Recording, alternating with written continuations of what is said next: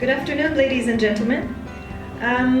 What we're planning for you today is an interactive panel session on grand challenges and opportunities for urban sustainability in Africa. And what we've put together is an idea to create an exciting panel to somehow encourage thought by informing and provoking you with some ideas that we present from our respective areas of expertise on some of the grand challenges and opportunities that we perceive on the African continent. So let us get started. On the panel here, there's 5 of us. There's myself from the University of Toronto, and to my left, there's Professor Innocent Musonda. To his left is Professor David Olukani, and followed by Dr. Gilbert Siame, and then Dr. Rahim Rezai on the far end, who will then, once we're done presenting, will take up some questions from the audience and truly make it an interactive session. So let me introduce all the speakers, including myself. So I'm Nadine Ibrahim from the Department of Civil Engineering at the University of Toronto, and I'm an instructor in the department. I teach courses on sustainable cities and infrastructure for urban prosperity. And I'm also a postdoctoral fellow on the project that we are here to present on, which is Engineering Education for Sustainable Cities in Africa. So that's EESC-A. To my left is Professor Innocent Musonda, and he's an associate professor at the University of Johannesburg in construction management and quantity surveying. He's also the director of the Center of Applied Research and Innovation in the Built Environment, KEREMBI, and he is also an EESC-A scholar. And then we have Professor David Olukani from Covenant University in Nigeria.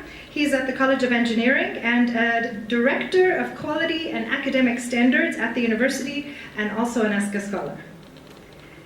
And senior lecturer and researcher in the Department of Geography and Environmental Studies at the University of Zambia. And he's the director of the Center for Urban Research and Planning, and one of our other EESC-A scholars. And then finally, we have Dr. Rahim Rezai. He's a senior research advisor in the Faculty of Applied Science and Engineering at the University of Toronto, and he's the coordinator of our EESC-A project. So this is all of us, and we represent the project Engineering Education for Sustainable Cities in Africa. So I hope that having set up this panel brings us to a full circle from what we heard this morning from Professor Nuno Gil about the implications of the population growth. So if you've been with us in the morning, hopefully this brings it full circle. So let me start with the motivation behind this project. On our team is Professor Dan Hornweg and his colleagues, who came up with some population projections for the African cities. And the realization, or their findings, is that by 2100, the largest, most populated cities the 101 largest cities in the world have a diversity across the globe. The top 20 have 13 of them in Africa. So 5 of the top 10 are also African cities. And so realizing this, we recognize that there's going to be a huge demand, and we have the foresight and also the opportunity to realize this today and act upon it so that it is not a surprise in the future. So what is EESC-A and what do we really do? It's a project that started about 3 years ago, so we're 3 years in, and it's really focused on 3 main components. The first one is sustainable cities and the infrastructure demand and preparing the African cities to accommodate that demand.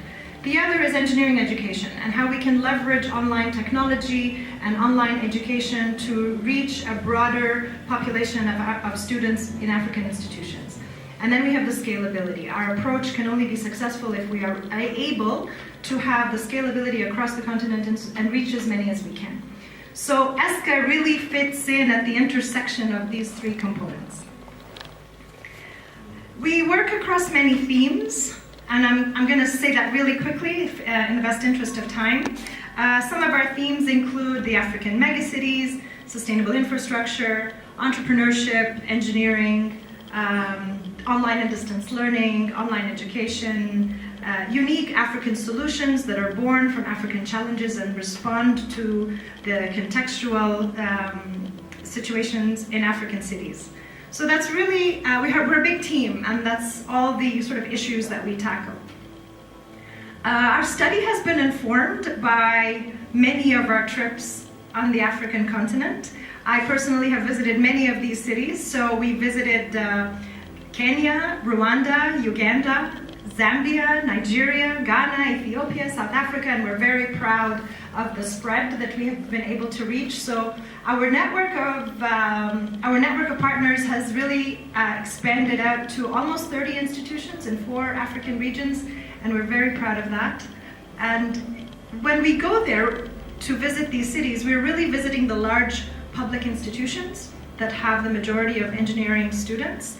And it informs our study because we get to learn a little bit about the engineering education landscape at those public universities. But we also visit these small startup universities. They're small in scale, they've got a heavy online education component. They may not offer engineering education per se, it could be other degrees, but they have a very successful model that is worthy of studying because perhaps it could be replicated for engineering. So let me share with you how this is going to proceed. The panel is put together so that we can give you a perspective from EESC-A on certain topics that we sort of claim to be a grand challenge, and we also present a grand opportunity that is available for Africa. So it's sort of a meeting of the minds.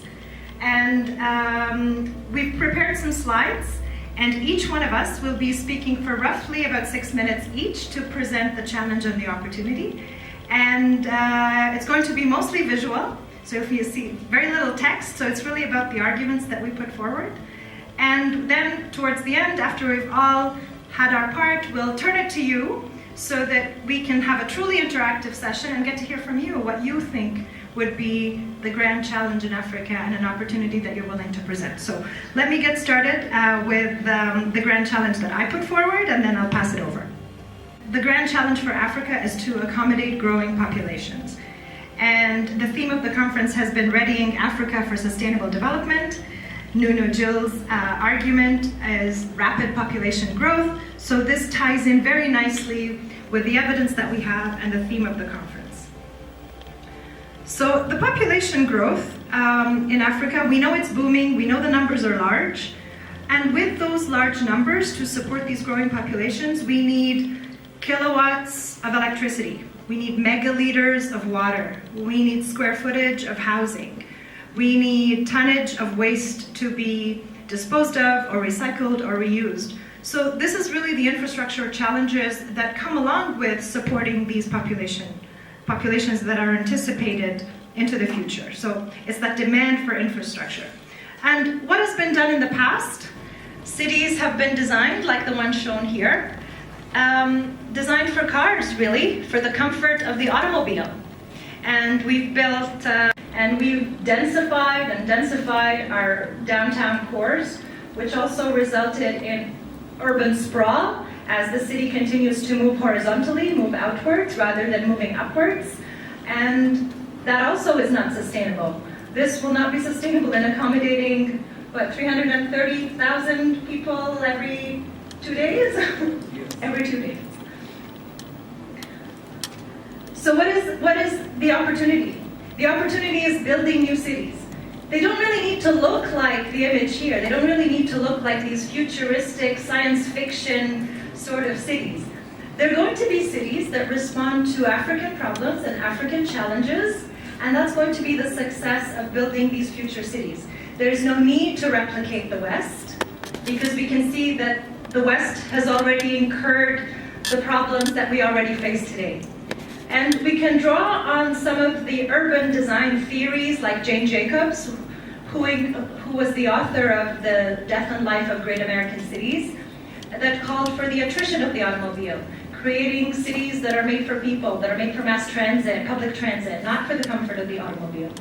And there are other urban design theorists such as Kevin Lynch, Good City Forum, and I can name a few, and probably the urban planners in the room can also name a few. But I also want to draw the attention of someone you're probably more familiar with, which is Vanessa Watson, who is a professor of city planning in the School of Architecture, Planning and Geomatics at the University of Cape Town. And she has a very prominent paper on that, where she says that building new African cities is the last frontier for international. They are isolated city or dreams that are not necessarily connected to existing cities. They don't necessarily solve the problem of the existing city. It's just a new conceptual master plan developed nowhere and connected to nowhere. A lot of evictions, disputes with landowners, and we've heard a lot about that in the morning. So this may not be necessarily the future way to go, but the opportunity lies in knowing that we know the population forecasts, we know the demands on our infrastructure, and we know that the graduates that are graduating from engineering schools today are the ones that will be employed by the year 2050 as key individuals in municipalities or in companies that will help build African cities. And it's an opportunity for Africans to build their new cities right from the first go, rather than building something incorrectly and then having to fix it.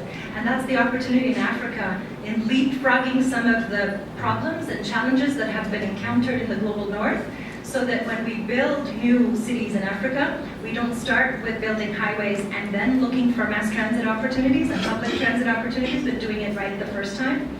To build energy systems, we don't need to rely on fossil fuel and then look to solar energy solutions, but rather leapfrog to doing sustainable development the first time we build these new African cities. And with that, I will end my few minutes and I'll pass it over to Professor Innocent Musumba.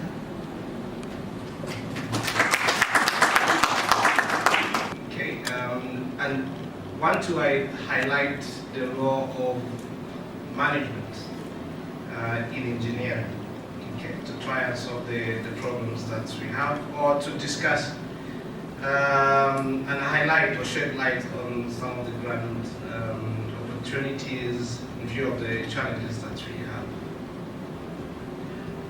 Okay, so I received this article just about 2 years or so ago. It's a documentary about a project in Uganda that was financed by the Arabs to a tune of about $2.6 million. So this was supposed to be a college in Uganda.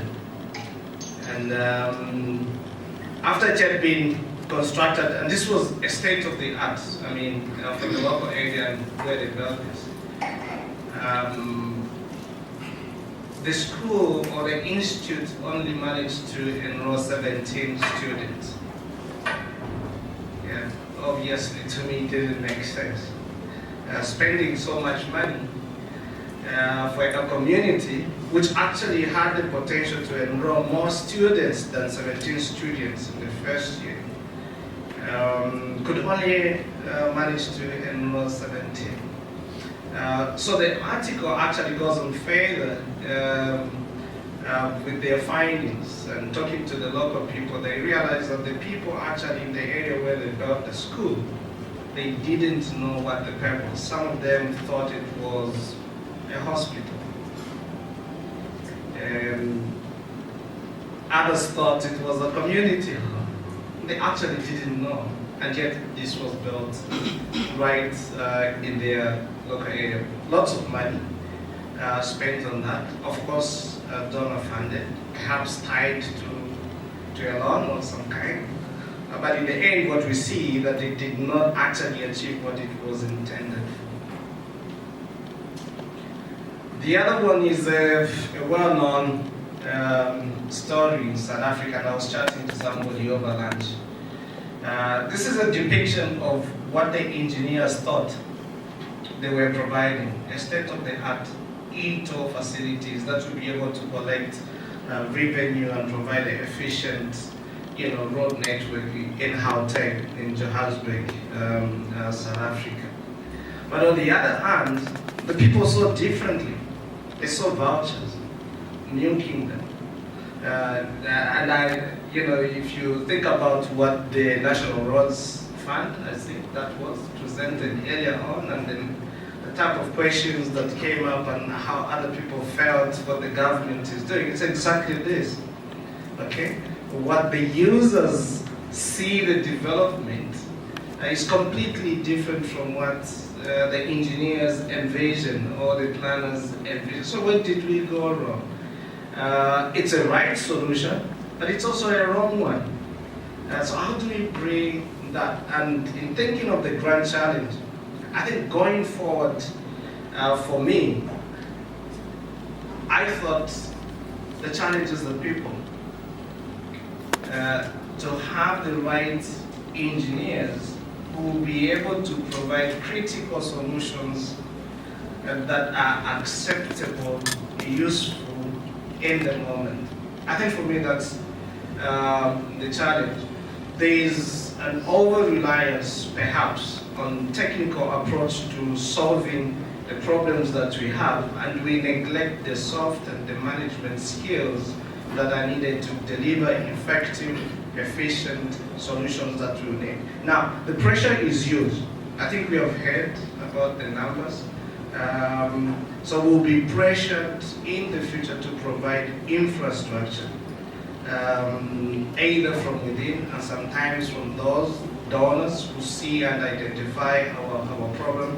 And it's likely that we will adopt solutions that do not suit us, and in the end will be a waste of money and resources. And that's my argument, and the opportunity is there for us to begin looking at how do we develop engineers or skills that will be able to deliver.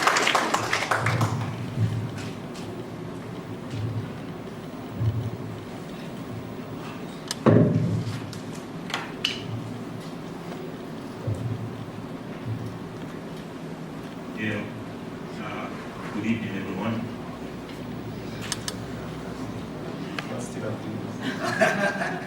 I see it as it's evening already. But anyway, good afternoon, everyone, if that's better. Yeah. So I have this to share with us, and I know we are all familiar with the issue of waste management. A number of persons are actually spoken something relatively close to this since the conference began, and you will know that it's a huge challenge even for us in this part of the developing world. This is what we are faced with, and I know it's a big problem. How did this come to be? How did this come to be? We know that we have massive population, rural-urban migration, so much of demands, so much of importation, even into the developing nations, and so much of waste, that we generate. But the capacity to actually manage this waste is what limited. And what do we have to do? Because this is what is actually, facing us. Well, I think this as a way to see how this really looks like in a proper perspective. Looking at it from the first part there, we generate a lot of waste, and we cannot even stop that. We cannot control that, because you have to consume something and thereby generate waste. After that, you see that you have to stop the waste, maybe by way of doing it appropriately or doing it indiscriminately. And also we have the place of collection, which we know even in the past the world we have issues with collection of waste. And government has done a lot, I know, in different parts of Africa trying to solve this issue. But all of these things look as a kind of functional element, so to say. But where we have issues basically is the place of processing and also the place of disposal, which are the critical elements as this chart is showing to us. But there are so many things that we can pick up, to see how we can develop, our own countries, as the case may be. I see this as an opportunity. Look at what we have here. So many things that we can pick up, from the waste management, challenges. you see a process in place, because I highlighted in the previous slide, I said there's a place, for processing, which is a challenge, and also the place, for disposal. And look at what we have here. There are a lot of things that we can harness, from our waste. You can see we have something that looks like biofuel. You can see something like electricity that we can generate. There are so many things that we can generate. But the idea or the understanding of how to actually take this on has been a problem. Well, I have a case here as a pilot, program that we took up at our university, Covenant University, where we set up an initiative whereby you have all our waste being collected. And you can see what I have there. We have the a kind of a bin, painted green. We have another kind of bin painted red, and that's also painted blue for PET bottles, because in a university system you have, the waste, generated in this form. And please, I want us to, take this home also to our various institutions. If we could, kind of replicate this kind of thing too, because by the time it starts from our universities, then we can take all of this even to the respective communities. Look at what we have here. We see the bins, put at designated points in all of the parts of the university. All the waste are being collected. We have the trucks that goes around, collects all of this waste, because I said in the previous slide, collection is an issue, because we have trucks in place that goes around to collect all of this waste. And more so, people have been sensitized in the sense that they know where to put each kind of waste, in place. So persons who the cafeteria have to go and finish your meal, you know where you put the bottles, you know where you put the other things, into the trash. And for the academic area, for most of the paper waste, we have another bin where, we drop all of those. Then this part comes in for us also in the university. There is an IGR, that we generate from this, which I know other universities may also, benefit from that. You can see that the PET bottles that we generate from the university, we have a processing center whereby we crush all of the PET bottles, like all the bottles that you have on your table today. If this were to be Covenant University, we know how much we are going to make from all of the PET bottles. We crush them, we process them, and you can see them in the bags, ready to be sold out to companies that comes around to buy them, and internally generated revenue comes into play. And for the organic waste, which waste from our eateries, the cafeterias, all of these things, we process them for composting. And the university has, a farm whereby we make use of this compost into, something that will help the nutrients of the soil, and the crops from the university, grows well. And this also is sold, to the entire community. So I will encourage us to please take this model to our respective universities and share, in this idea, so that it can go on. And by this, method, we can, harness the resources that we have, at our own level. Look at it, the green city that we all look forward to. If we toe this line, moving from our universities, it can, extend to everywhere in the city. It takes a lot of investment, and from what we have done, we also share with what the Lagos State government is actually doing, making the city to be green. A lot of investment, a lot of job opportunity, employment opportunity, people having something to do, and at the end of the day, you see the city being green. And if we talk of sustainability, this is actually the way to go. I will also share this to let us understand the place of reuse, the place of recycling, and also to reduce. This also will come as a sensitization campaign in our various universities. Please, it is very, very important, even if we are not taking so much things from this conference, this is very important. I want us to take home, with us. And finally, we cannot do any of this at the state or the local or the federal level without the legislature, because these are the policy drivers. These are the people who will enforce. These are the people who will drive and implement whatever ideas we have put in place. So whatever we think about, I think it's important to see how we put a paper position, a document position to, either the National Assembly for us as it is in our own country, or whatever, your own looks like. And we can let them understand what they need to know and how we can harness the resources. We are faced with so many challenges, but I can tell us there is a lot that we can derive even from the waste that we think we generate. Because there's no waste in its entirety actually.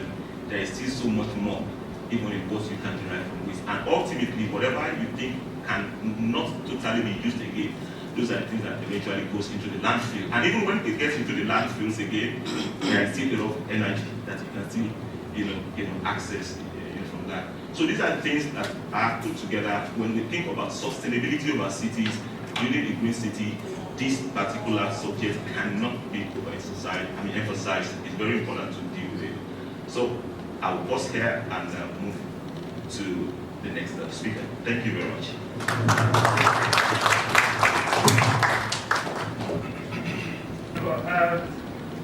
I'm going to discuss with you just a few ideas on land use and slums on the continent and what that means for urban sustainability in Africa.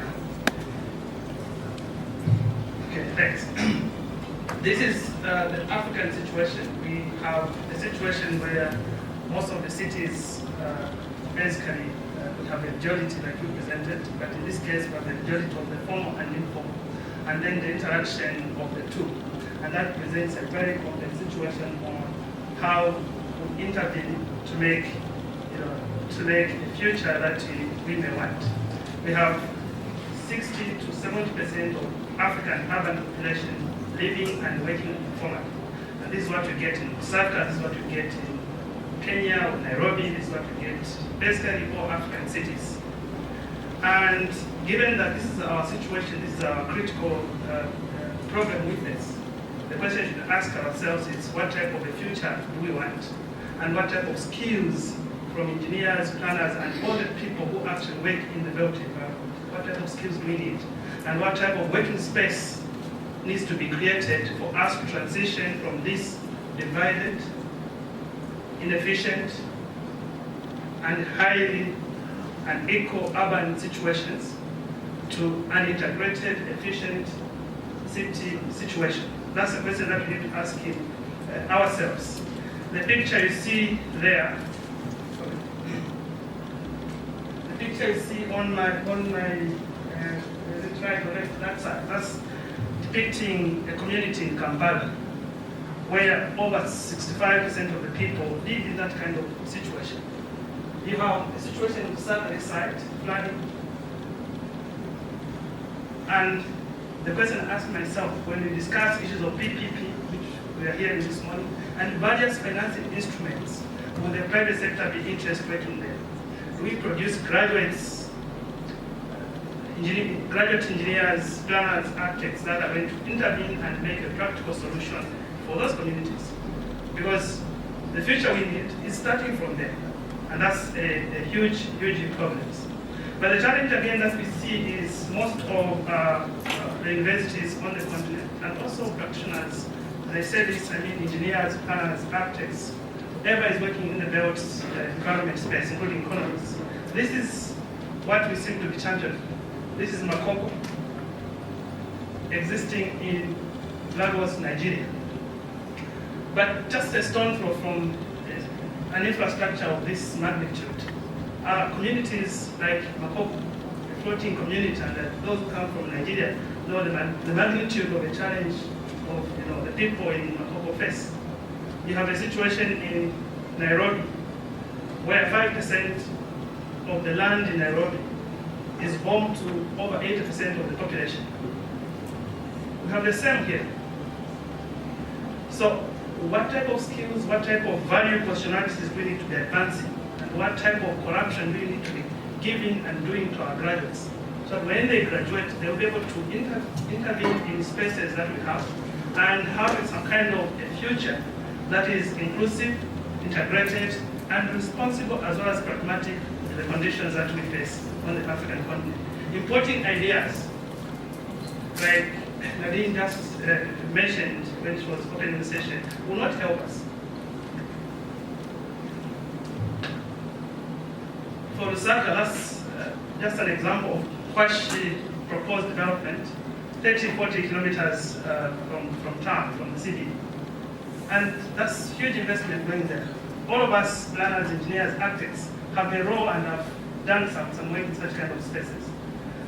Leaving huge, big problems in places like Mrs. George and so on, and then have a public health crisis, everything else comes to a standstill. So we need to start with the challenge that we have. We need to envision a future that we need to share and hold right value positions and skills, as well as create space that can make us work together and achieve a future that we want. And that future needs to be shared. And when I say this, we heard this morning how the situation in the area just ended up to sacrifice the groundwater recharge area. I was asking myself, where were the planners for them to approve developments in this area? Where was the DII experts? So maybe the real estate guys provided a recommendation looking at the location of the piece, but where were the planners to approve such kind of development? So we need engineers, we need planners, we need architects. All of us need to have one leg in our profession and a third leg, a second leg in the third space, where all of us are going to share and have a shared understanding and proposition for a future that we need.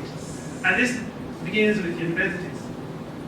If I cannot really talk to my colleagues in engineering and talk to my colleagues in economics, and we cannot have some kind of a shared discourse on the graduates we are producing, then I don't expect, and I should never expect my graduates to, one, build the skills to interact and work with others out there. But they all need to work in the city, and they all need to provide input, but we can't really talk to each other. And that, for me, is a fundamental challenge, and that's what we need to begin to move towards. And in terms of my last slide, what I argue is, can we begin to ask ourselves critical questions on the substance we teach to in our universities and departments, engineering, architectural studies, real estate, economics? Can we begin to get one leg in one space and the other legs, have some kind of shared understanding? And can we begin to inculcate values and principles that make people appreciate our condition and appreciate the need to work together with appropriate skills and values that will advance the company?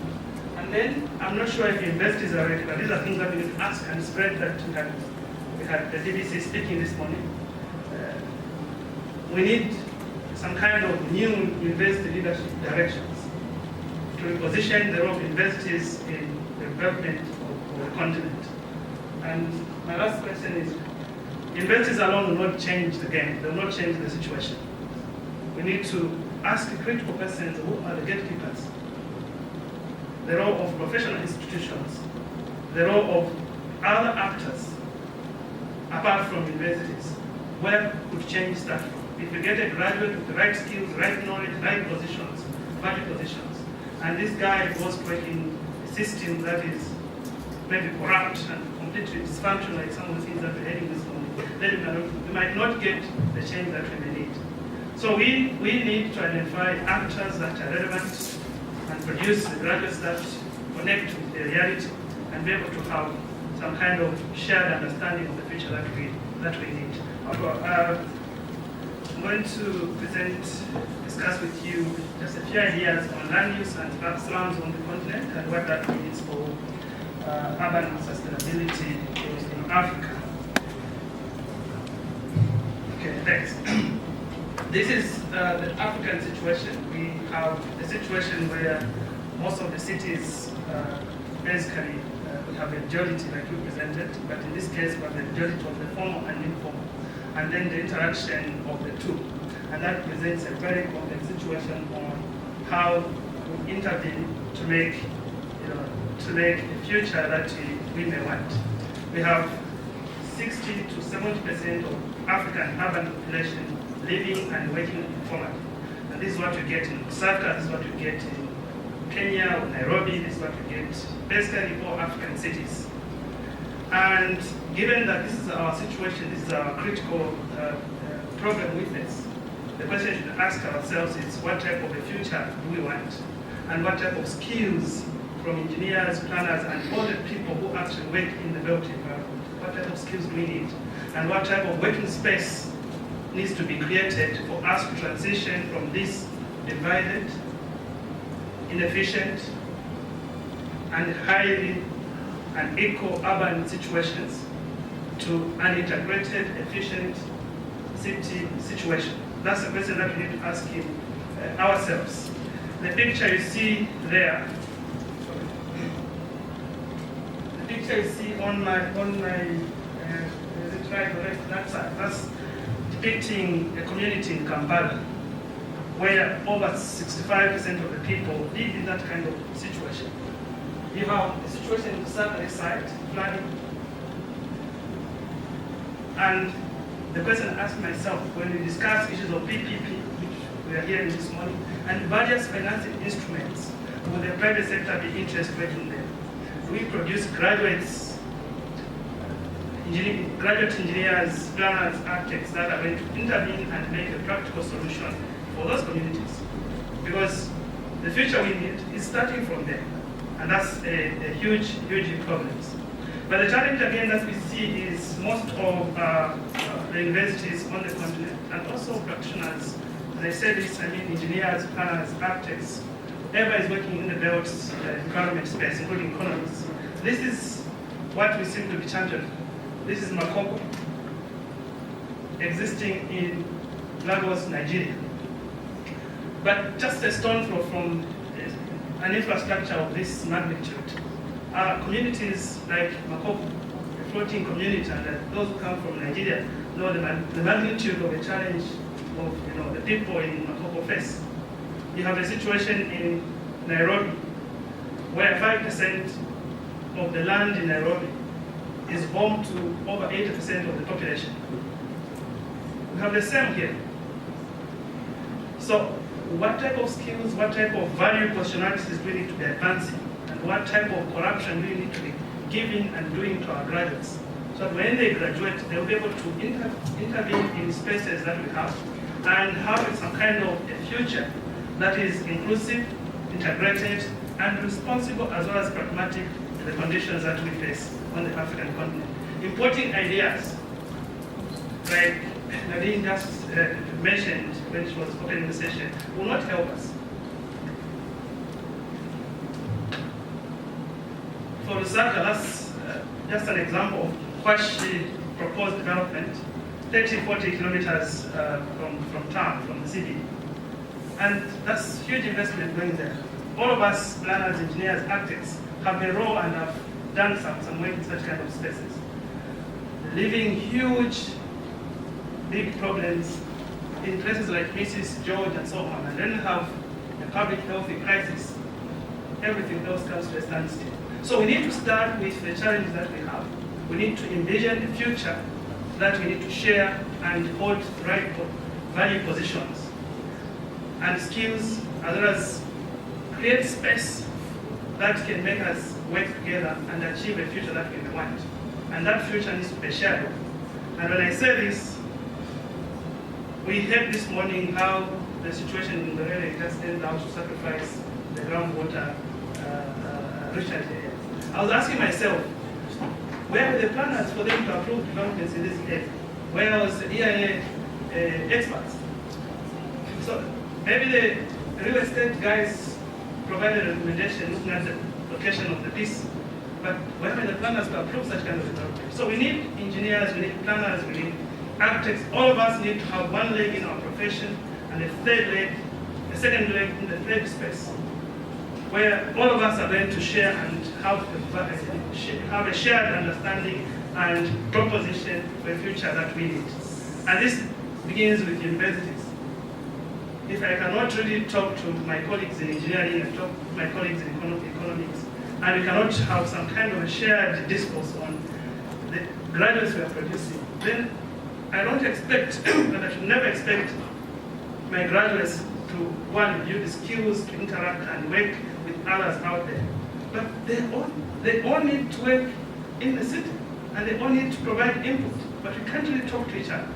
And that, for me, is a fundamental challenge, and that's what we need to begin to move towards.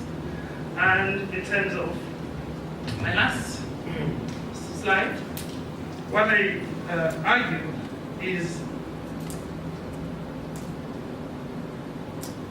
can we begin to ask ourselves critical questions on the substance we teach to in our universities and departments, engineering, architectural studies, real estate, economics. Can we begin to get one leg in one space and the other legs, have some kind of shared understanding? And can we begin to inculcate values and principles that make people appreciate our condition and appreciate the need to work together with appropriate skills and values that will advance the continent? And then, I'm not sure if universities are ready, but these are things that we need to ask and spread. That we had the DBC speaking this morning. We need some kind of new university leadership directions to reposition the role of universities in the development of the continent. And my last question is, universities alone will not change the game, they will not change the situation. We need to ask critical questions: who are the gatekeepers? The role of professional institutions, the role of other actors apart from universities. Where could change start from? If we get a graduate with the right skills, right knowledge, right positions, value positions, and this guy goes working a system that is maybe corrupt and completely dysfunctional, like some of the things that we're heading this morning, then we might not get the change that we may need. So we need to identify actors that are relevant and produce the graduates that connect with the reality and be able to have some kind of shared understanding. Stand between you and freedom in this case today. Thank you for hanging in with us. I was going to say good afternoon, but maybe good evening is actually appropriate because you guys all have taken way more than 6 minutes, in case you didn't know. So delighted to be here. Can I have this slide here? Okay. So I'm going to be talking about engineering education, and I think we're talking about grand challenges here. I believe that my grand challenge truly is the grandest challenge, with all due respect to my colleagues, because it really underpins all the other infrastructure challenges we're talking about. So if we can't fix engineering education and improve engineering education, we're pretty much doomed with the rest of them. So I believe mine is the most important one, and I'm going to argue to that effect, all right? So you guys tell me how I'm wrong at the end. And one of this graph illustrates really a problem, I think, that I have in mind fairly clearly. In terms of the challenge of tertiary education in Africa, of course, there are challenges elsewhere, primary and secondary education as well. But when we look at Africa, although this slide is a bit dated now, but even if you assume that the number is somewhat higher than what it implied in this graph, only about 7 to 10%, let's say, of their participation in enrollment in tertiary education in Africa versus 30, 40, 50% in the rest of the world.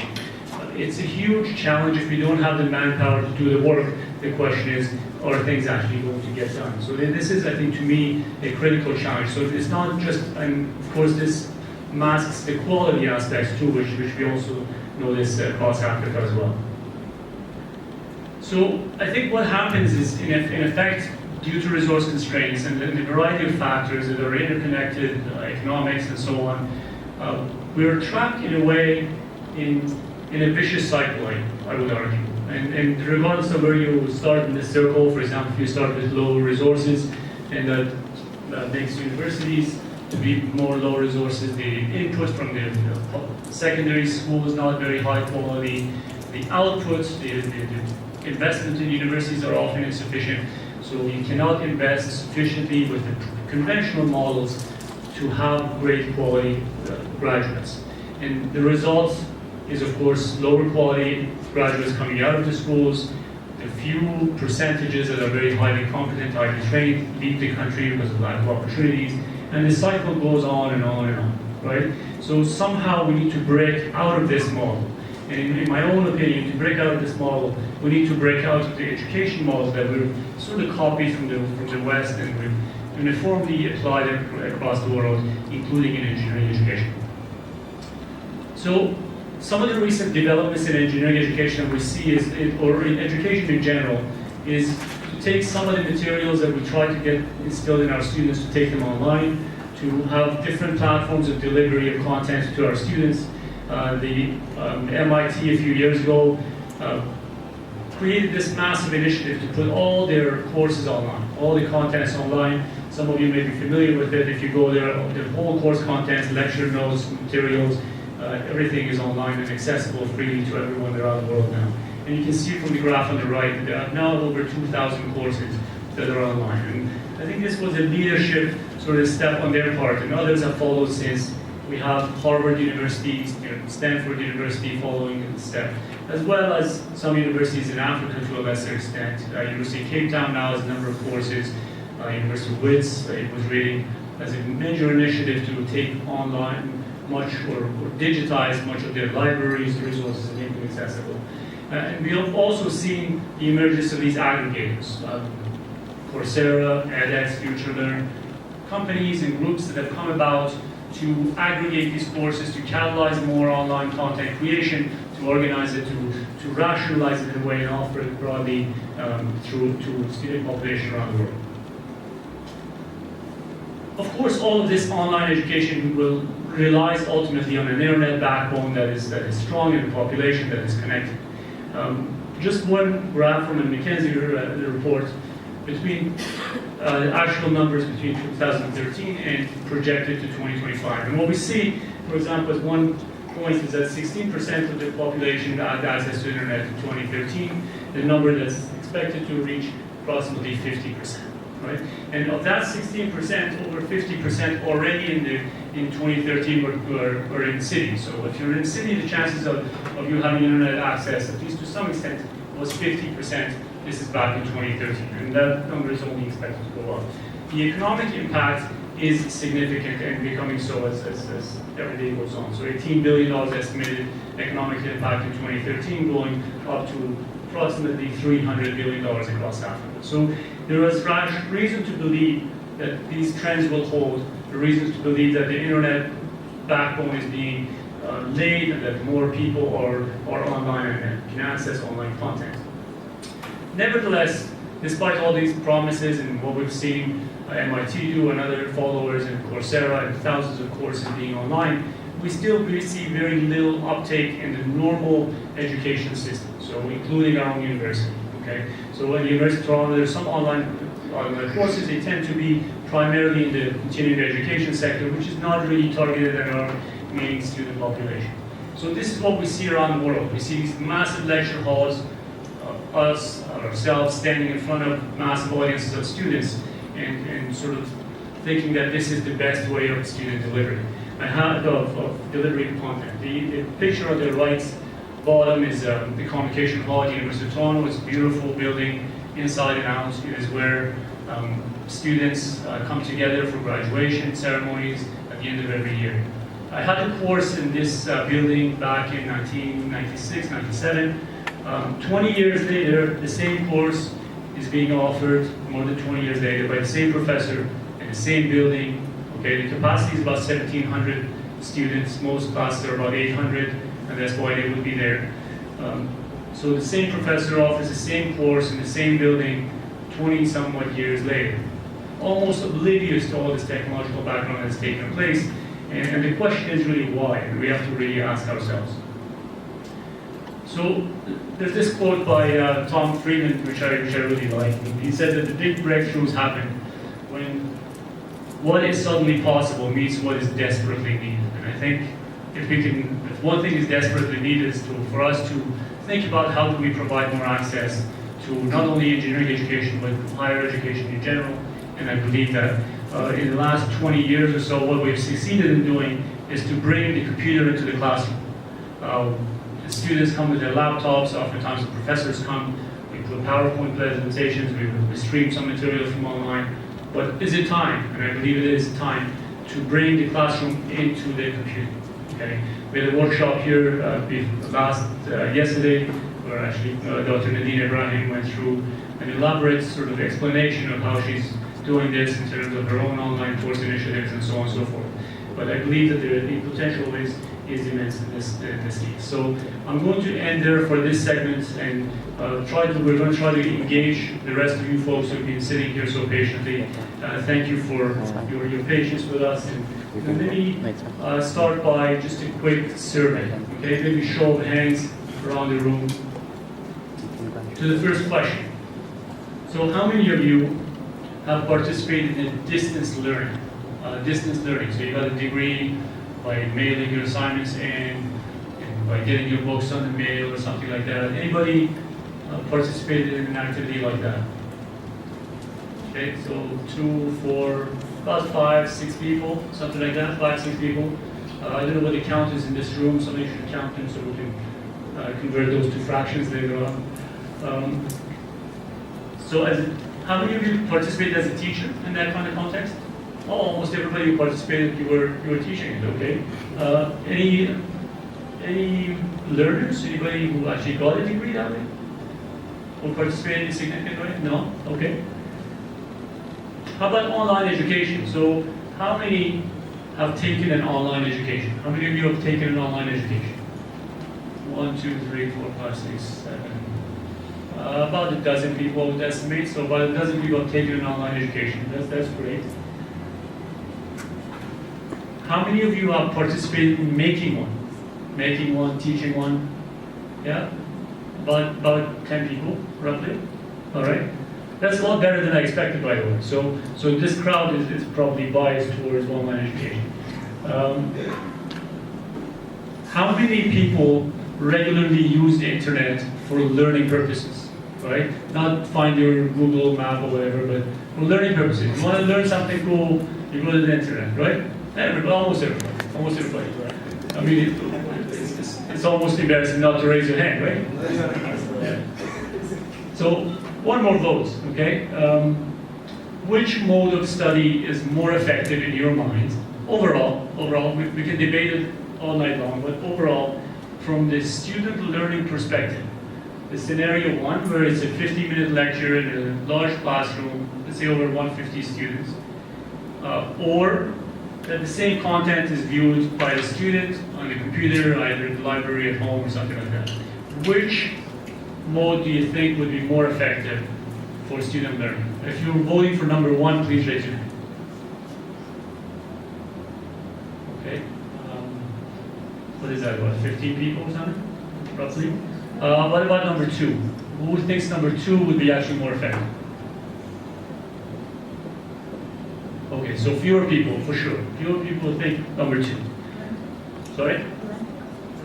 Blended? Oh, you want to introduce a third scenario?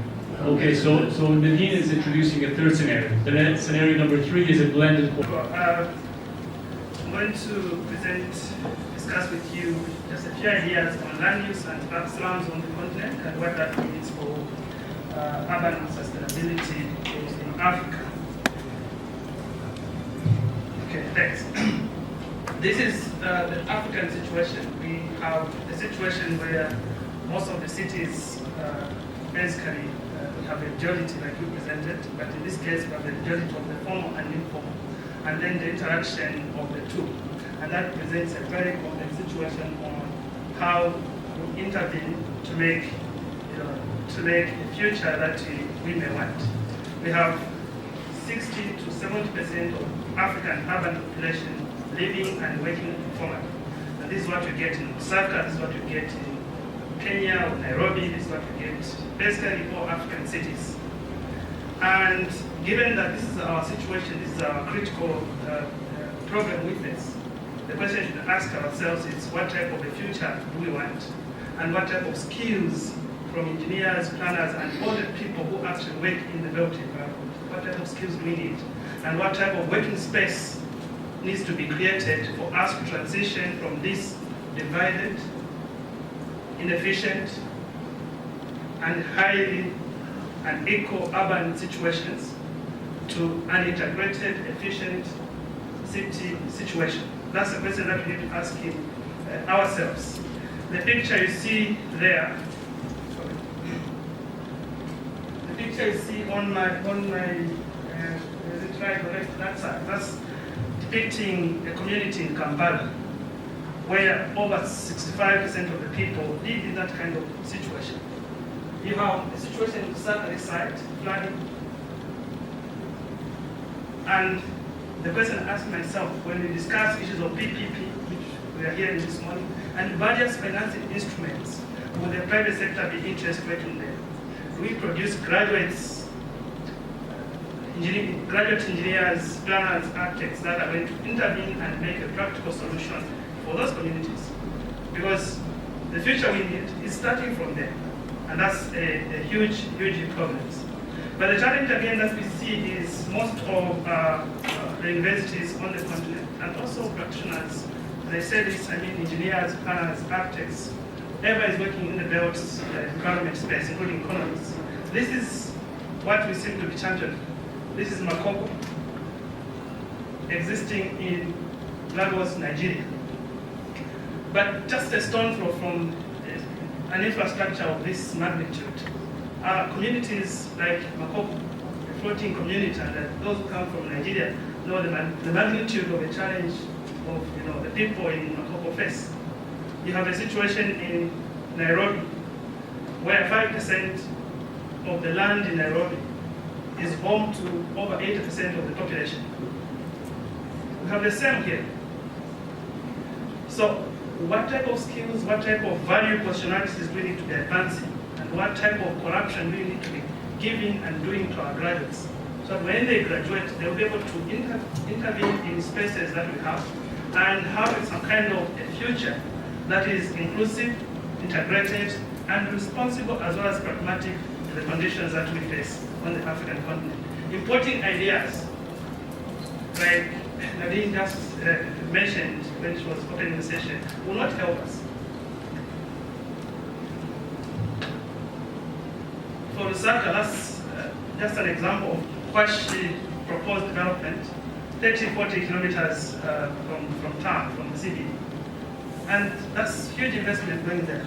All of us, planners, engineers, architects, have a role and have done some work in such kind of spaces.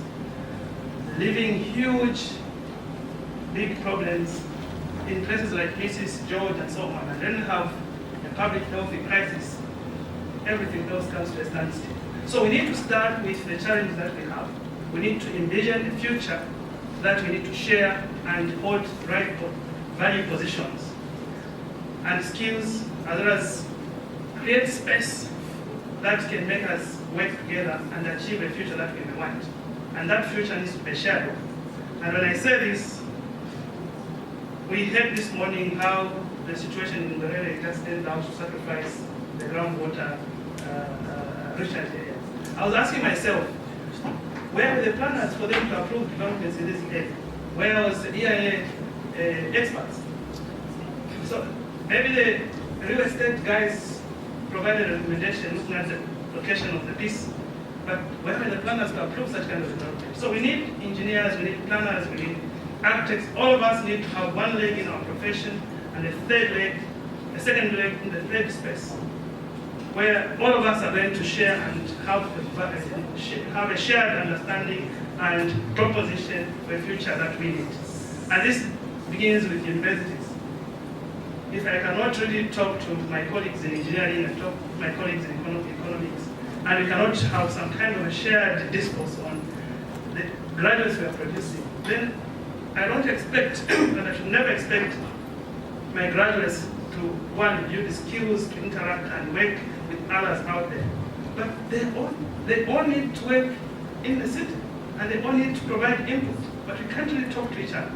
And that, for me, is a fundamental challenge, and that's what we need to begin to move towards.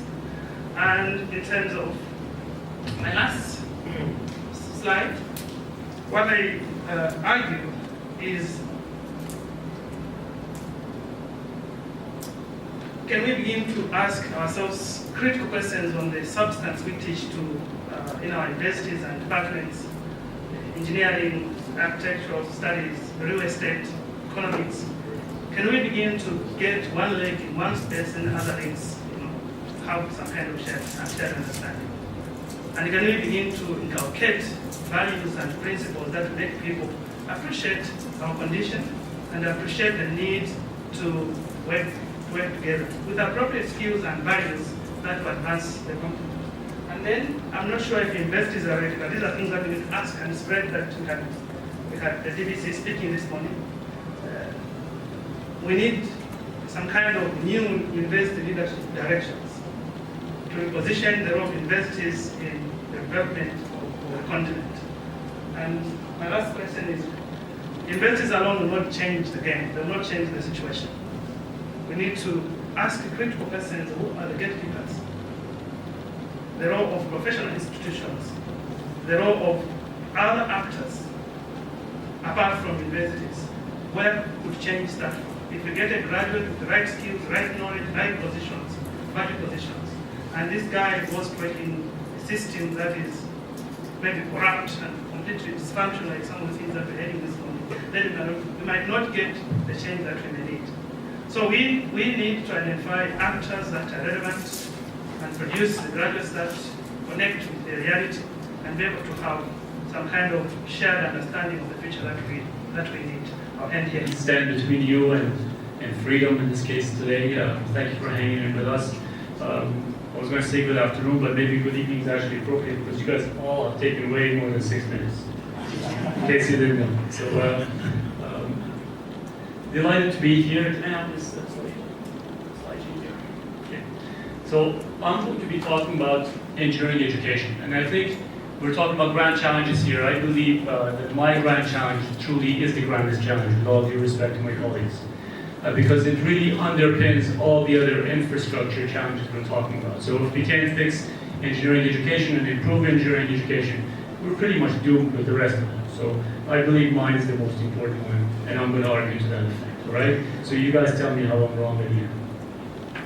And one of this graph illustrates really a problem, I think, that I have in mind fairly clearly. In terms of the challenge of tertiary education in Africa, of course, there are challenges elsewhere, primary and secondary education as well.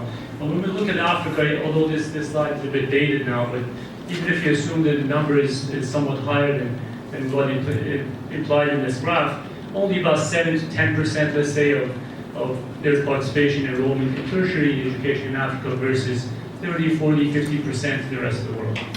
It's a huge challenge. If we don't have the manpower to do the work, the question is, are things actually going to get done? So this is, I think, to me, a critical challenge. So it's not just, and of course this masks the quality aspects too, which we also notice across Africa as well. So I think what happens is, in effect, due to resource constraints and the variety of factors that are interconnected, economics and so on, we're trapped in a way in a vicious cycle, I would argue. And regardless of where you start in the circle, for example, if you start with low resources, and that makes universities to be more low resources, the input from the secondary school is not very high quality, the outputs, the investment in universities are often insufficient, so you cannot invest sufficiently with the conventional models to have great quality graduates. And the result is, of course, lower quality graduates coming out of the schools. The few percentages that are very highly competent, highly trained, leave the country because of lack of opportunities. And the cycle goes on and on and on, right? So somehow we need to break out of this model. And in my own opinion, to break out of this model, we need to break out of the education model that we've sort of copied from the West and we've uniformly applied it across the world, including in engineering education. So some of the recent developments in engineering education that we see or in education in general, is to take some of the materials that we try to get instilled in our students, to take them online, to have different platforms of delivery of content to our students. The MIT a few years ago created this massive initiative to put all their courses online, all the contents online. Some of you may be familiar with it. If you go there, the whole course contents, lecture notes, materials, everything is online and accessible freely to everyone around the world now. And you can see from the graph on the right, there are now over 2,000 courses that are online. And I think this was a leadership sort of step on their part, and others have followed since. We have Harvard University, Stanford University following in the step, as well as some universities in Africa to a lesser extent. University of Cape Town now has a number of courses. University of Wits, it was reading as a major initiative to take online much or digitize much of their libraries, resources, and make them accessible. And we have also seen the emergence of these aggregators, Coursera, edX, FutureLearn, companies and groups that have come about to aggregate these courses, to catalyze more online content creation, to organize it, to rationalize it in a way and offer it broadly through to student population around the world. Of course, all of this online education relies ultimately on an internet backbone that is strong in the population, that is connected.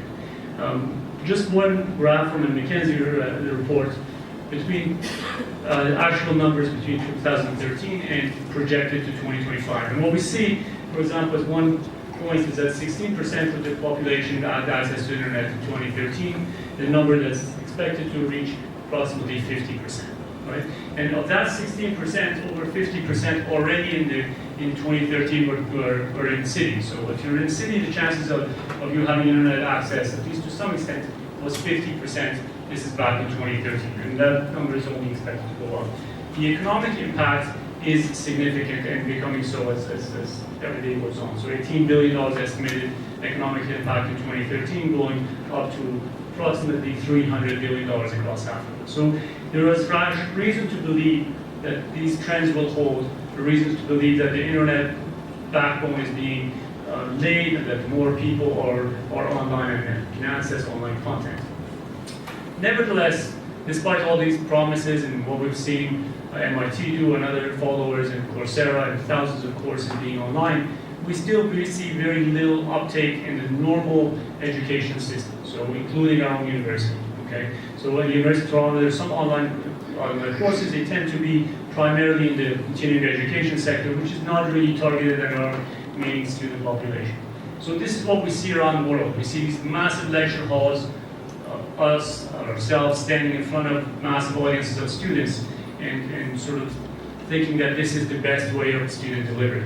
Of delivering content. The picture on the right bottom is the Convocation Hall at the University of Toronto. It's a beautiful building inside and out. It is where students come together for graduation ceremonies at the end of every year.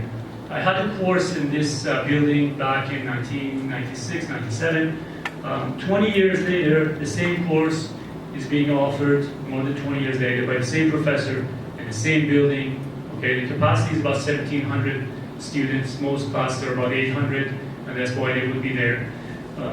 So the same professor offers the same course in the same building 20-somewhat years later, almost oblivious to all this technological background that's taken place. And the question is really why, and we have to really ask ourselves.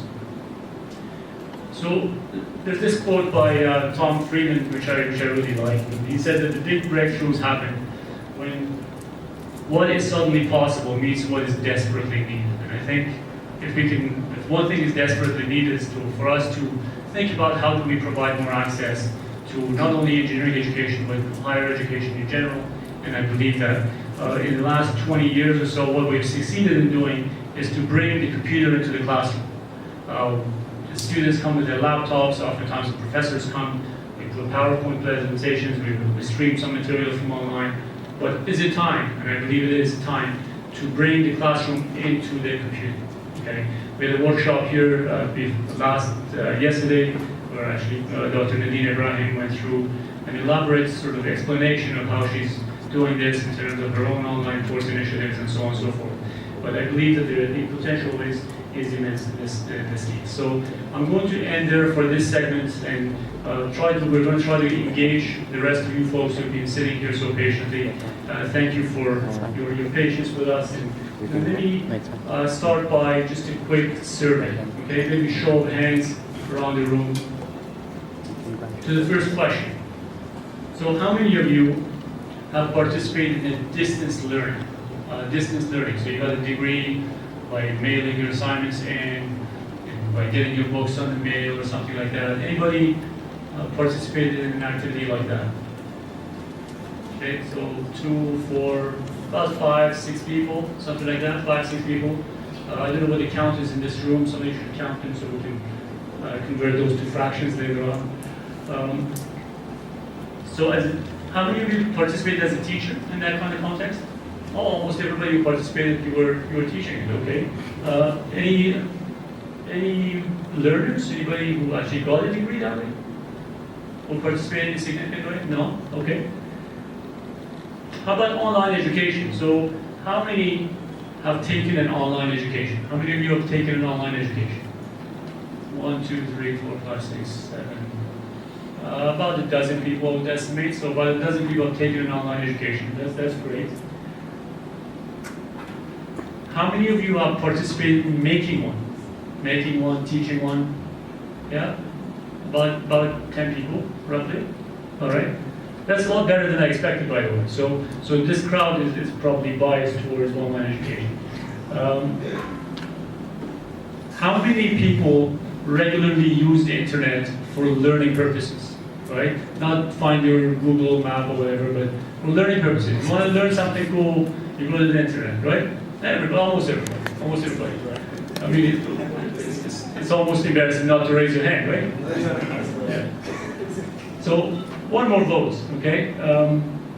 Which mode of study is more effective in your mind? Overall, we can debate it all night long, but overall, from the student learning perspective, the scenario one, where it's a 50-minute lecture in a large classroom, let's say over 150 students, or that the same content is viewed by a student on the computer, either in the library at home or something like that. Which mode do you think would be more effective for student learning? If you're voting for number one, please raise your hand. Okay. What is that, about 15 people or something, roughly? What about number two? Who thinks number two would be actually more effective? Okay, so fewer people, for sure. Fewer people think number two. Sorry? Blended, oh, you want to introduce a third scenario? Okay, so Nadine is introducing a third scenario. The next scenario number three is a blended course where part of it is online, part of it is offline. You're in classroom, sorry. Whoa. That's good to know. I think the reality is, and we've been doing a little bit of work by way of the literature search to see what the answer is, and truly we don't really know, okay? We don't really know, there's some studies that say online is better, some say classroom is better. It depends very much on the context, on the level, on the how good a job you do online versus offline. So there are a lot of factors are involved. I think the jury is still out of what the actual answer is. So here's the challenge for you guys. We all came up with what we thought was a grand challenge. What is your grand challenge? Right, so think about what is your grand challenge. Maybe disagree with us. Maybe argue why yours is more important than the stuff that we've presented. Just getting some thoughts around the room, whoever wants to take turns. Okay, so it's supposed to be an interactive session, so this is the opportunity. At University, Nigeria. I'm thinking about engineering education in Africa. Now, I asked many of our graduate students, the first day you enter the employment, paid employment industry, what kind of job did you do? Did you use the things we taught you? They said no. You see, a mechanical person will say, well, I'm also filled with an electrical problem, electronic problems, ICT problem. I never used a civil engineer. I remember the first time I entered industry, the first night shift as a mechanical engineer was to synchronize 2 generators. That was electrical. And because the engineering education should go backwards, we need to specialize, or we do almost the same thing. Today, every engineer requires electronics because ICT is there. You can't do away with that ICT. Being for civil, it's ICT based. Thank you so much. My challenge, I think it will talk to one of the items that have been raised by the speakers with regards to population growth, is land use management, and also the financing. My problem is that, specifically in Africa, we have been developing plans, spatial development frameworks or plans that are still perpetuating inequality and poverty. The UN, I think, has adopted one of the sustainable,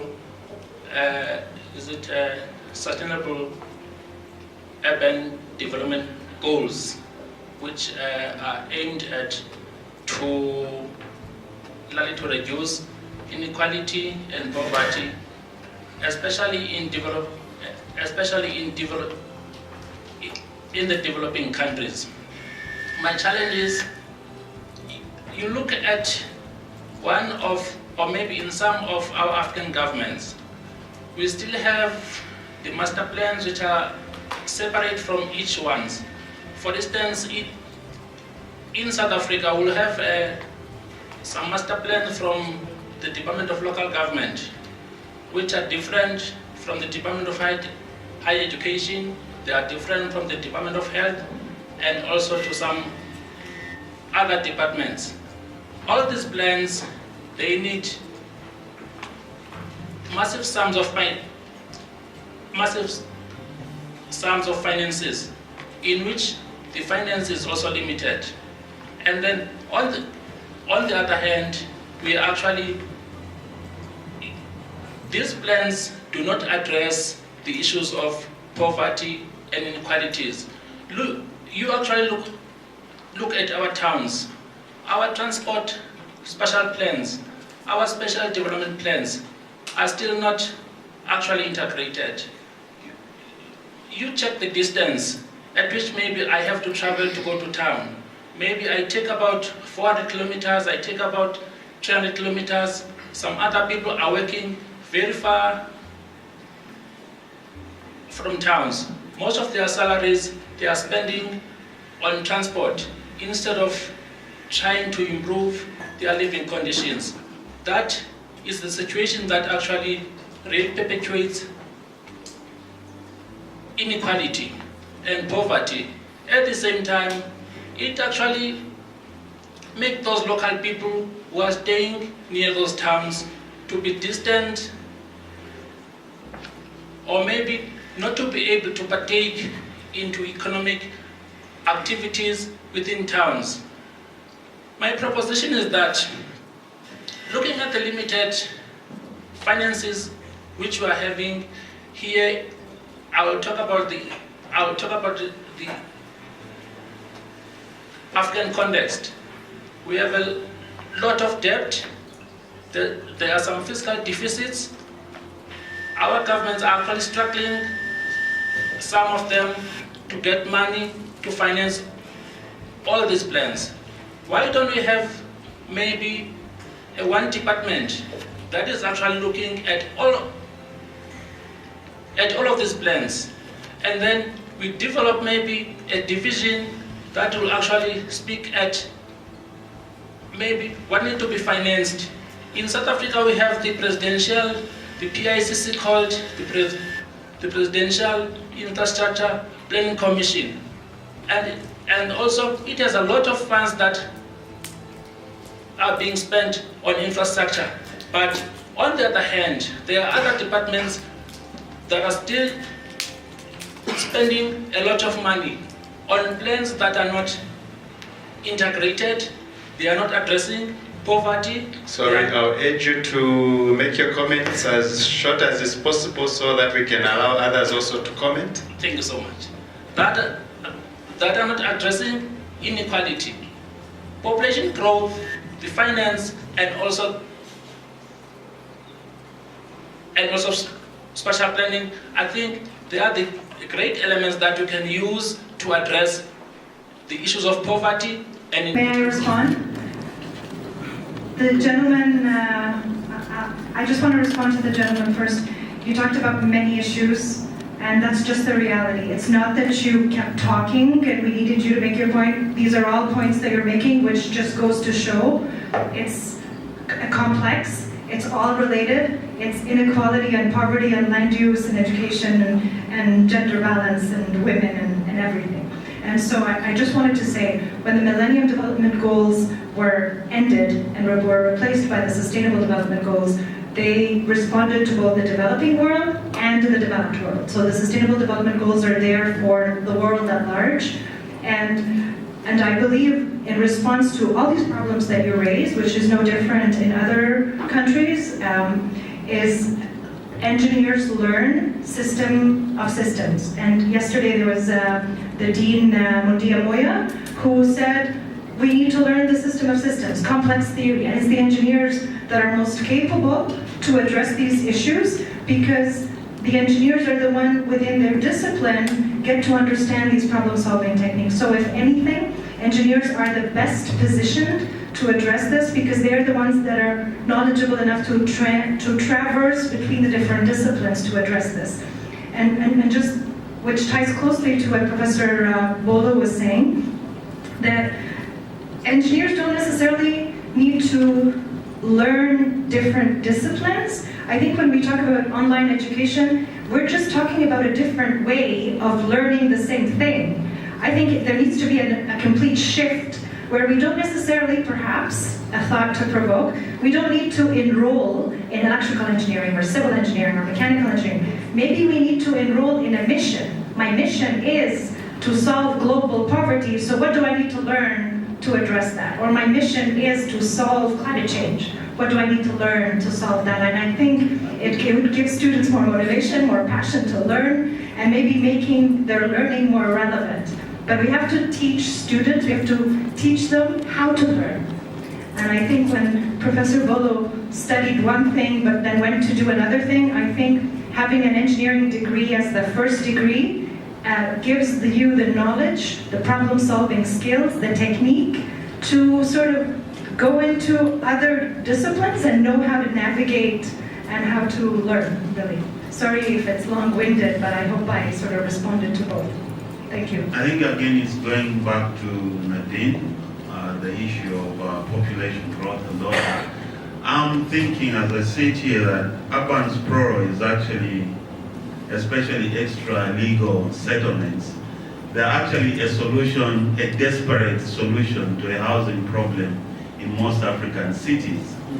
Because there are no alternative to these people, so you end up, or they end up where they do, and the cities end up where they are. So the question then is, how can technology be used to solve a problem like that in the absence of finance, which my colleague from South Africa was also talking about, which really we need in order to solve that particular problem, because there is a problem of poverty in those particular settlements.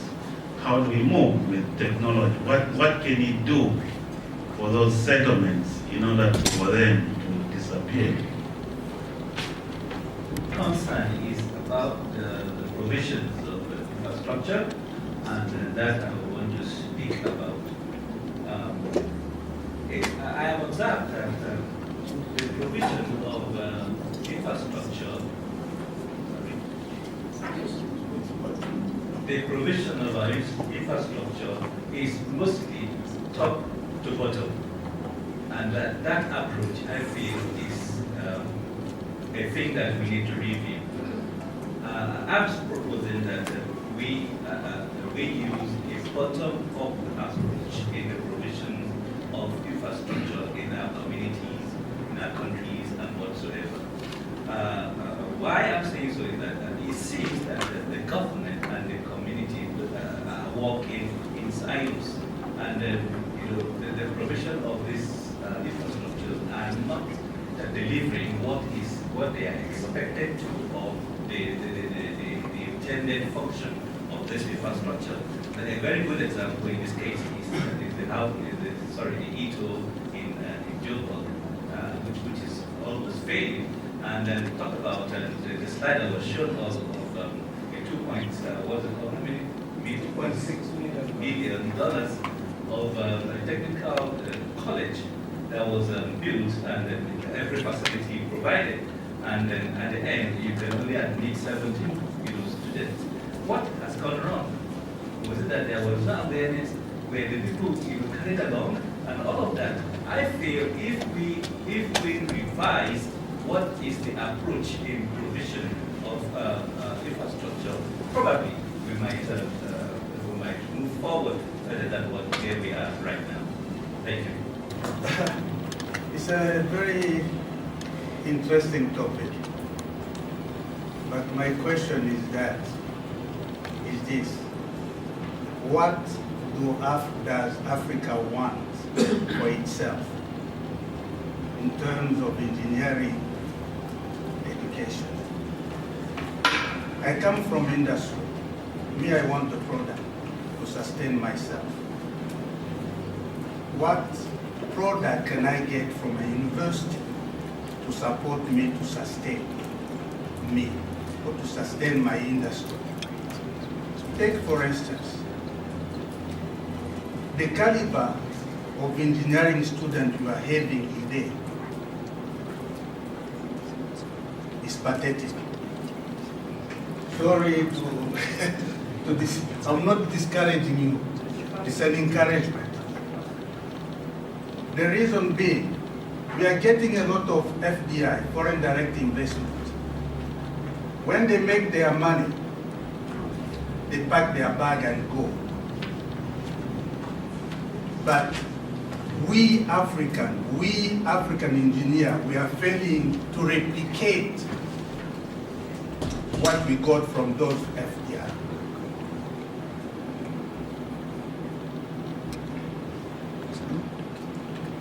Second, on sustainability, where we have reached this stage, we have been induced to think that way, that when you go to big cities, it will be, we can make a lot of money, we can generate, we can get tax, what they use and so on.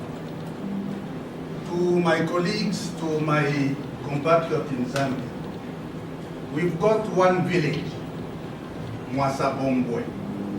It's about more than 100 years old. But it has never been populated. Why? But it's still prospering. We have to find out why is that so.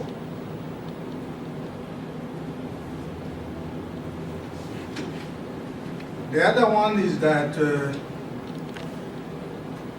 is waste management. Where does that waste come from? Does Africa generate that waste? The waste comes from imported material.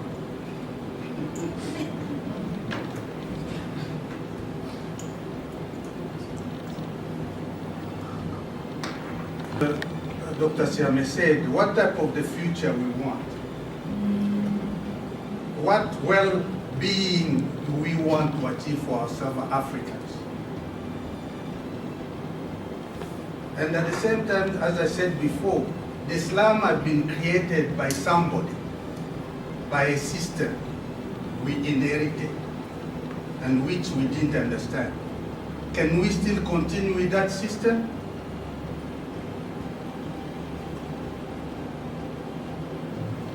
For the updating of the engineering education, you can have internet, whatever, you have already said it. Me, I want a product at the end of the day to sustain my business and also to sustain the population to continue living, to have a well-meaningful life.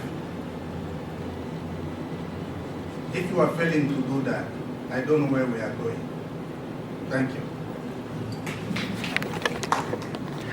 I'm only going to respond to the questions I'm qualified to respond to. So, Professor Ephraim Munshifwa, you mentioned urban sprawl in the absence of finance. I cannot speak to the absence of finance, but I can only reiterate what Professor Siame was saying about having one foot in our discipline and another foot in another space to be able to understand the interactions between the engineers, the architects, the economists, the planners, the decision makers. They all need to come together, and just by example, we're all sitting here in this room, we all agree to the challenges, we all agree to what needs to happen, we all know what needs to be happened. We walk out of these rooms, but then we don't take any action because the system is too complex to address. but there needs to be a space where people come together. I don't know what space that would be, but we all have ideas. And to speak to Professor Ayodeji, you were mentioning the top-down, bottom-up. I think a lot of these country visions that I've seen, Kenya 2030, Rwanda 2020, Uganda 2040, I've lost track, but there are large country visions. And then if that is set in place by consensus, then everything in that country, from education to healthcare to housing, needs to respond to that vision so that the country as a whole is consistent with that vision. That's only my thoughts. And I thank you for having a question for each one of us here on the panel. I think for the benefit of time, I think each one of us should speak to you individually, but thank you for being so diligent to have a question for each. To what Nadine has mentioned, and that goes to Dr. Ayeta, in terms of infrastructure provision, and he asked a critical question. He says, why do these things happen? How do you build an institute, which we rightly so need, and yet it's not useful, for example? Okay, I think somebody mentioned, Dr. Sambo Zulu mentioned earlier on, I think we have to, and Jose also I think mentioned, we have to relearn. We have to look at the way we are learning and develop engineers or develop solution providers who will provide relevant solutions at the right time. It's a pity, and the pressure will only increase as a result of the problems that we are going to face in the future. So we will be bound, for example, to receive useless infrastructure that we do not need. And yet, if we have got the right people with the right skills, we'll be able to select only that which is relevant and sustainable for ourselves as Africans. Yeah, just a quick one. I've forgotten your name, sir. I'm Kaoma. Okay, Dr. Kaoma, yes. I mentioned it during the presentation that we have a lot of importation by virtue of rural-urban sprawl. Our population is growing and so many things are coming to the country. But the thing that I want us to take home is what prospects can we derive from the challenge that we have in the area of host management? Basically, that's what we are trying to look at. And we are saying that we can take it up from our universities, our campuses, to every other level, and it can actually extend to the community. It is very, very clear that we have so many things imported into the countries and we generate huge amount of waste. But with other problems that we have, electricity problem, fuel problem, agricultural problem, many problems associated with this. So what can we pick from all of these things to actually solve some of the problems that we have? I think that's the bottom line for the presentation. Thank you, sir. Just respond to the first one by Professor Ephraim, I think from CDU, who has asked the question how we can use technology to get rid of some of the slums that we see in our cities and then make them a little bit more sustainable. My take on that is we need new technology, new thinking, new ideas to design solutions that engage with the reality, and not really to delete them, but to fix those problems. Because the huge populations that are living like that, those are our cities. That's what makes Lusaka. It's an informal space. Same you go to Lagos, same you go to other places. So issues and technology maybe for alternative construction materials, how to ensure we maximize on revenue collection using technology from those places that are so difficult to govern. Maybe those are some of the things that we need to be asking critically in our curriculum, in our teaching, and in the way we teach our students, and several others. But really, technology, teaching approaches, and pedagogy that really engages and makes our students ready to improve the situation. And the comment by the doctor here on slums that were created by a system that we inherited. Most of the things that we continue to teach are actually inherited, and that's very true. And we've remained very religious about those inherited things that we don't fully understand. I made this time to be as critical as we can and reflect on what Rahim said, where lecture notes are 20 years old, same format, same style for 20 years, when the world is totally different. Maybe it's time to rethink of the role universities and the things that we are teaching. I agree with you. You engage with planners, they think 19 seconds. The challenge we face are totally different. And many of us think in that way, and need to be as critical as we can. To hear us, I would just conclude that I think that the comments that everyone has made, it is clear that we're facing a very complex challenge that is development, and of course complex challenges require complex solutions. But I think to end on an optimistic note, when an engineer faces a complex challenge, he or she usually breaks it down to its components and solves one at a time. And I think if we can manage to do that, every problem we solve, really we're one step closer. Thank you everybody, and have a nice day and evening.